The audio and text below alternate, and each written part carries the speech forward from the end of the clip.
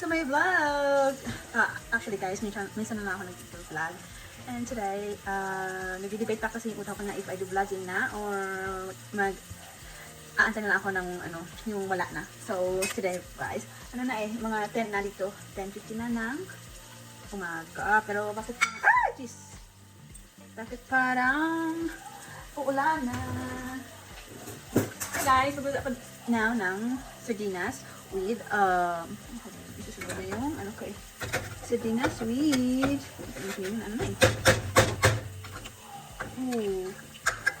magluto ako ng sardinas with talong and okra kasi yun lang kasi yung available na gulay dito kasi itong mga okra na to and then yung talong na nakat ko na yung talong is from my husband garden, so I'm very lucky kasi mahilig siya mag-garden, mahilig siya magkanin, tapos ako yung taga-kain. Ganda diba? But yeah, I appreciate my husband. Oh, hold on, yung aso ko doon.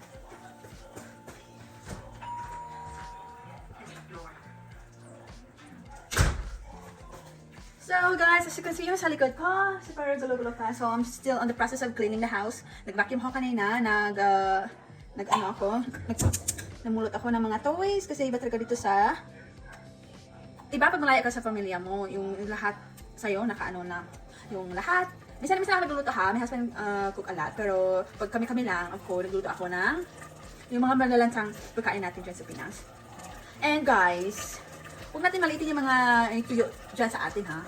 Yung iba kasi nagreklamo na pakita puro tuyo araw-araw. Eh dito sa US guys, ang hirap hindi mahirap hanapin ng tuyo pag may pera ka kasi ang mahal, 3 to 5 times yung pressure dyan sa atin.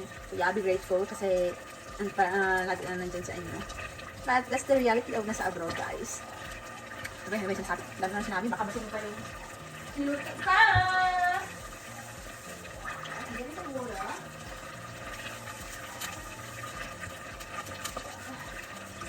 So yan siya. And of course, di mawawala yung magic sarap, yung nagpapasarap ng natin. Yan gulay. Yan ako.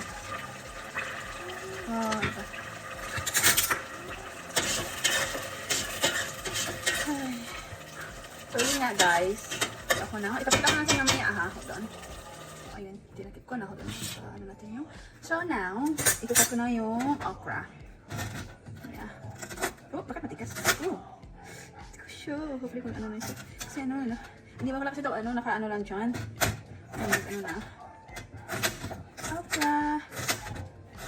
Ang mga gulay kasi dito guys sa supermarket, parang yung akala mo fresh pa pero hindi. Pero na yung galing talaga sa puno. Kakasaw kayong kumain ng mga steak, ganyan. Pero guys hindi ko masinsabi yung ungrateful ko. Nakakawa kasi pag lagi na lang. Oh my gosh. Hindi na natuloy yan. Actually, mahirap na, minsan lang ako nagbablog kasi I'm afraid to include my kids sa mga videos ko. Kasi super dami ng pedophile ngayon. O diba mga bata, inaano pa. Meron ka nakita kanina, yung pangalan niya ata, yung Hera ata, yung anak niya daw. Yung picture ng anak niya. Nakita sa dark web, yung binibenta yung anak niya for, for $26 ata, yung $6. Kawawa yung bata. Yung nanay, iyak na iyak. Kasi nga, gusto nangyari sa anak niya. So guys, if mababalag tayo or we try to share our lives, be careful sa mga sa mga maliliit yung anak kasi dito sa internet marami mga pedophile. Kawawa yung mga bata.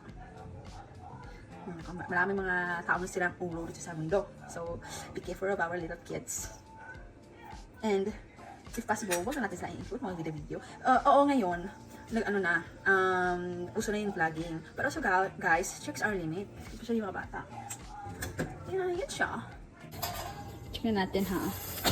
So, ito na For me ha, I prefer ko yung mga pagkain ganito. Kung sa yung mga steak, sandwich na ganyan.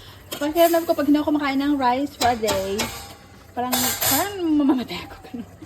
Which is, guys, rice is life. Okay guys, finally tapos na kanina. So here it is.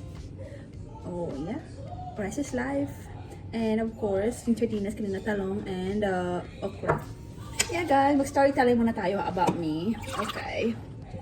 So, tawag na sa akin dito is Mary. Okay. When I got here sa state, pala ko 19. Ganun siya, super bata ko pa. 19, so medyo, na ako, matanda na ako now. Okay, like I said earlier, story ko yung about me. I came sa Lake Cebu.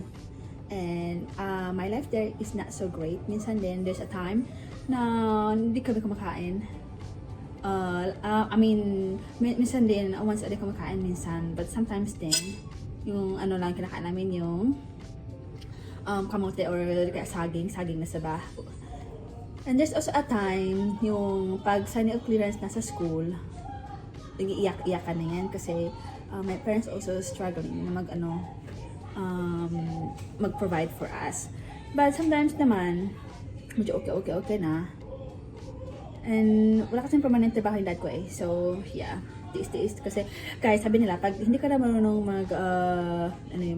kung hindi mo na experience yung gaano kahirap ang buhay noon, there's a tendency na hindi ka magsusumikap na baguhin yung life mo. And which is true naman. If bata ka pa and then you instilled in your mind na I don't want to be poor like my parents does, or if you want to change yung kinakatayuan mo sa buhay,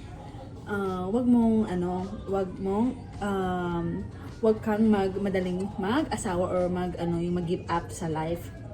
Well, I mean, yung di porket na di kayang ibigay ng parents mo yung pangailangan mo, mag-ano ka na sa boyfriend mo. Tapos, mostly kasi, pag yung ibang mga babae, if they think na yung boyfriend nila, yung mga may boyfriend, if they think na yung boyfriend nila can provide for them, magdidesisyon sila magsama na. They did not even think na kapag magsama na kayo, na akala nila maayos, yung parang honeymoon stage all the time, yung mga ganyan.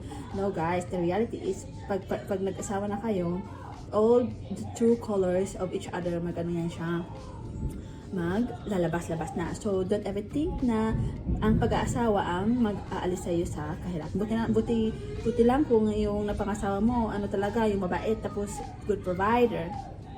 Ang hirap pa ng ganun. Saan na ako? Buti na kayo.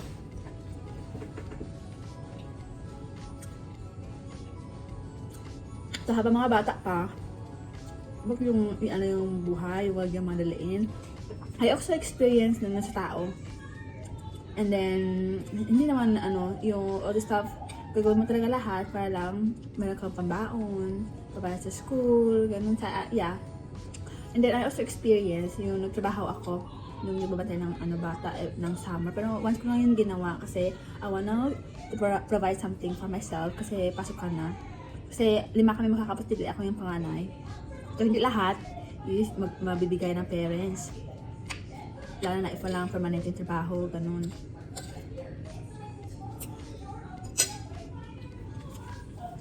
And, yun nga, the reason why, bakit ako nag-usawa ng ibang lahi kasi, meron ako nakitang neighbors, they do have family na yung kamag-anak na nag-asawa ng Pinoy. They do have meron silang mga bandings, ganyan. But of course, hindi ka na naiimbita. Pero, which is okay naman. So, I instilled in my brain na dapat maging ganyan din ako. Na dapat, wag ako madaling bumigay sa buhay. Na dapat, maging matiyaga or mag-sacrifice ka, ganun. So guys, if you instill to yourself na gusto mo ng ganyang mga bagay, God will find a way for you, tapos ikaw yung magna-navigate. Kasi, if you really focus on some things you wanna get, magkukuha mo talaga yung yung gusto mo. Ako nga grade 7, ganyan, super bata-bata pa. Kahit na yung nakakausap ko sa online, mostly dati, mga mga taga Middle East, tapos di mo naman, it's a waste of time kasi, sigurado. So, yun. Nang namit ko yung asawa ko, I was 18 like that, super bata ka pa, grade 11. No, yeah, that's the grade grade nung nakilala ko sa Facebook yung asawa ko. And then nun, after a month namin mag-usap nun sa Facebook, bumisita siya sa akin and he visited me, gusto niya makita. Guys, if a guy really interested in you, maghanap ng paraan yung lalaki para makita ka.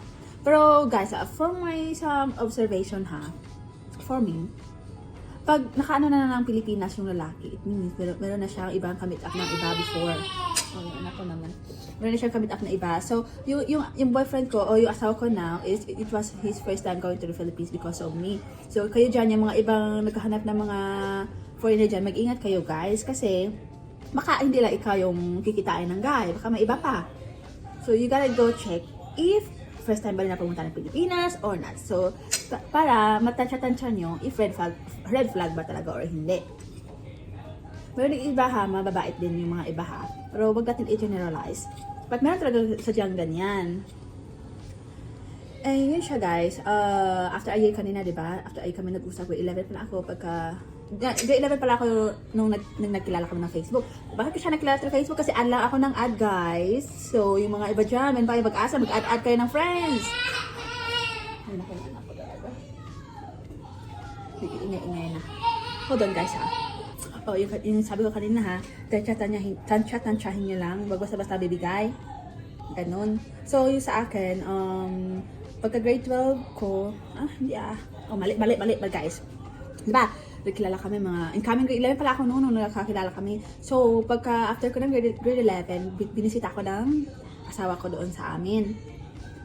And pagka grade 12 ko naman, while grade 12 pala ako, everything was processed. Kumuha siya ng immigration lawyer to process my papers, papunta nga dito sa sa state. And then grade 12 na ako noon. So pagka-graduate ko ng grade 12, the paper was already filed, everything. So pagkatapos ko ng grade 12, isang linggo na ata ako nag-break sa school. Tapos, pumunta ako ng Manila kasi yung interview ko is already set up. Tapos yung mga biometric na ganun, sa St. Luke, ganun, okay na lahat. So yung inaantay na lang nila talaga yung pagkatapos ko ng grade 12 na tapos pumunta ng US, yun siya. So I was so lucky guys, and now we are building a family. And I'm also lucky kasi in-laws are very good people. And they are Christian. Tapos yung mga kapatid ng naman asawa ko, they are very mabait. And yeah, we had a good life there. I have 2 kids now. And stay home mom. But yung mother-in-law ko, nag-offer siya if I wanna let my second baby na ipa school. Ganon. Pero ayoko, I preferred na muna siya. Kasi yung first na baby ko kasi he went sa sa school, 2.5-year-old pa lang siya, so he's really a baby. The reason why bakit namin siya nilagay doon sa school kasi hindi pa siya nagsasalita, 2.5 years old pa lang, hindi pa siya nagsasalita, so we put him there para mag-engage sa other kids. And now guys, my first kid is never stop talking na kasi nga parang ganyan siya magsalita. And yeah, so I prefer to be a stay-at-home mom.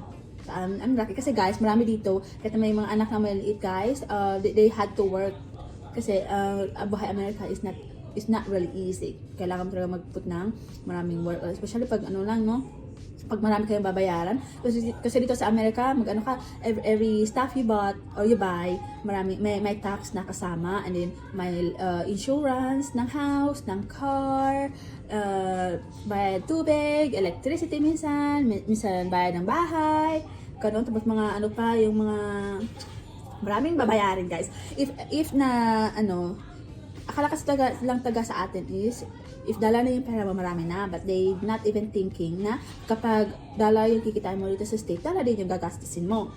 So yeah, dyan sa Pinas yung mindset natin, ayusin natin yan ayusin natin. Wag puro kawawa naman yung mga kamag-anak niyo sa ibang bansa kasi palagi na lang sila nang bigay sa inyo. Tapos wala naman kayo gagawin sa pera, yung parang one day millionaire lang. So dapat pahalagahan natin ng mabuti yung every dollar na pinapadala ng ating mga kamag-anak sa atin. Kasi hindi habang buhay yan sila magpapadala.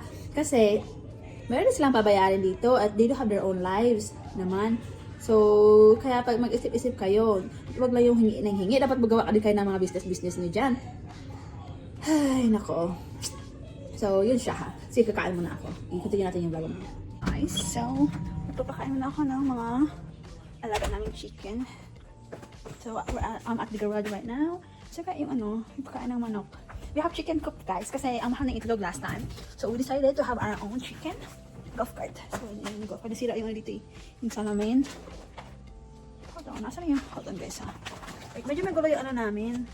Yung garage namin eh. And we also have refrigerator outside. So, outside, ano guys? Okay, so I'll do this scoop. 1, 2, 3. So, may kung nagsasako.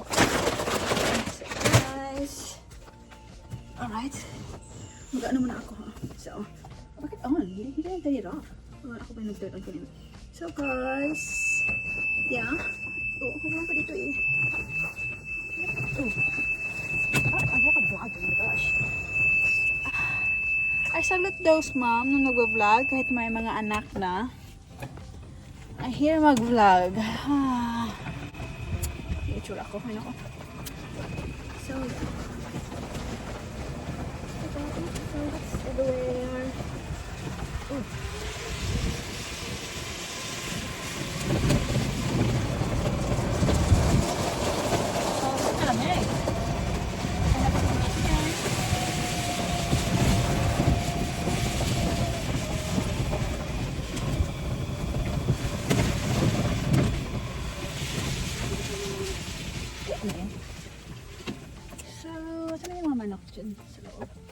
So, yung mga manak namin guys nandun sa loob. So, I gotta go turn the electric fence kasi may electric fence kasi kami to avoid this predator going in. Kasi dito sa amin guys, parang sa kakahuyan dito sa amin eh.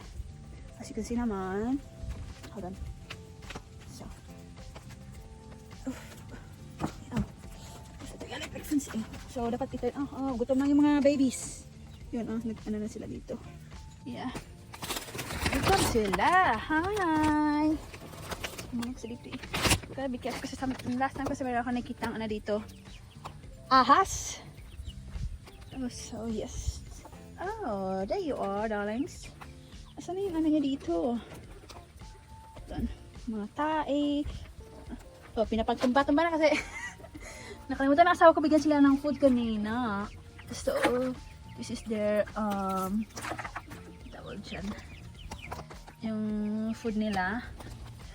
Oh, gutom na yung mga, as you can see guys, hindi ka.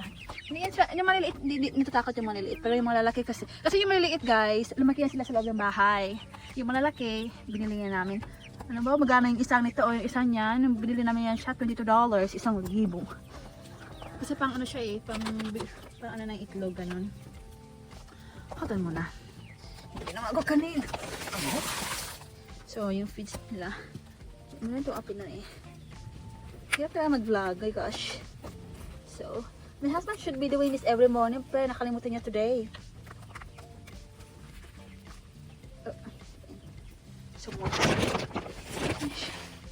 So, yan. Ikaw ang mga. So, yung tubig is. Oh, here, come on. Takot-takot kayo. Bakit kayo tumakbo? So, yan siya. Nasaan na yung mga, nasaan na yung isa? Meron pa dito, pero bakit may tae? My gosh, you. Ito na yung tubig nila dyan.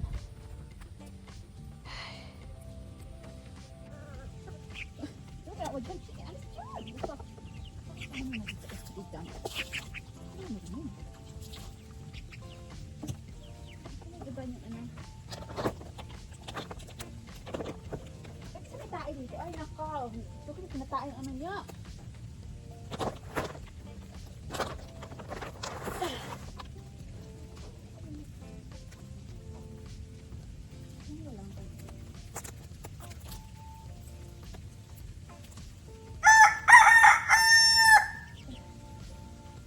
Alis kayo dyan. Ano ginagawa niyo dyan, ha?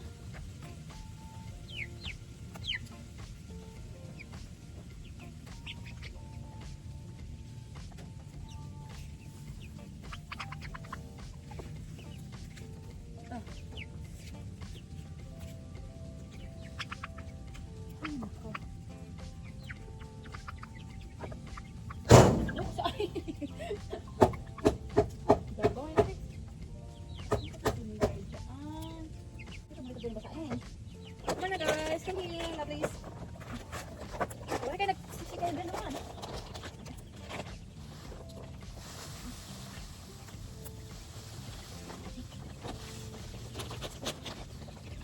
Alright, now come on, how are you doing? Oh, halika na. Come on.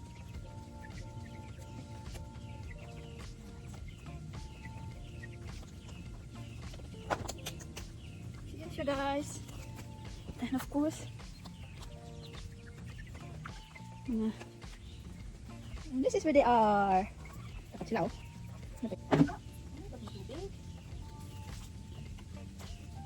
Paano kaya ito i-open? Wait, lagyan ko muna ng tubig.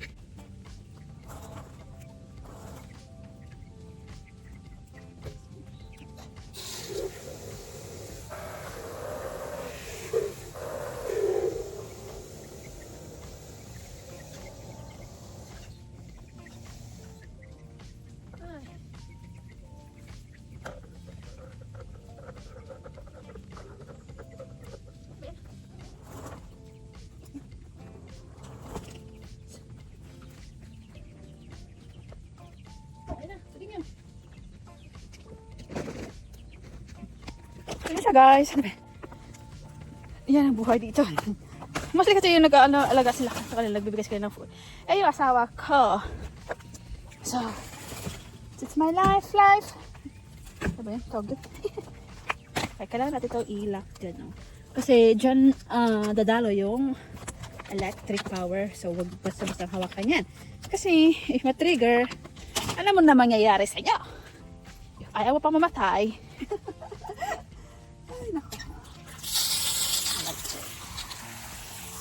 we have water here. Oh, wala na yung ano. Right. So, yun siya, guys. Buti hindi na sila nag-away-away kasi last time kasi nag-away-away sila kasi yung mga malalaki binibuli yung maliliit. So, yun siya. Okay. I-turn on natin yun siya. We had to, kaya namin dito may golf cart kasi hirap pag walang golf cart. Sa laki pa naman itong property. Matatagal ka, ipalakarin mo lang. So, yeah. Oh my gosh, hold on. Nakalimutan ko yung ano, yung electric power. Naman na ano. Kasi dito marami mga animals, yung predator na inaatake yung manok, especially like coyotes. Ano pa yung ibang mga animals? Ay, nako. Basta marami ka mga predator dito na kumakain ng manok. That's okay, yun ka rin na. Turn on ko na. So, yun na. Ay, baka nandun sila. Nag-ano na. Naglalabing-labing na sila doon. Well, lucky kasi naggaling along na sila eh. So, yeah, and this one here guys, this is a shed, which is dyan namin ini-emback yung mga gamit na hindi namin ginagamit.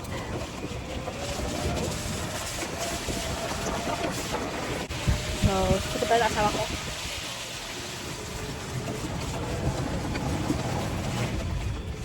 Ayan siya, nasa bahay na ako. So, ito yung labas ng garage namin. Yung garage namin guys, may mga electrical, lift weight stuff, pang workouts.